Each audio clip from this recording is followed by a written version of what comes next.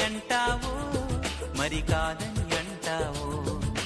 ఏమంటావో ఏమోనన్న సందేహంతో ఏమని చెప్పాలో నీకేమని చెప్పాలో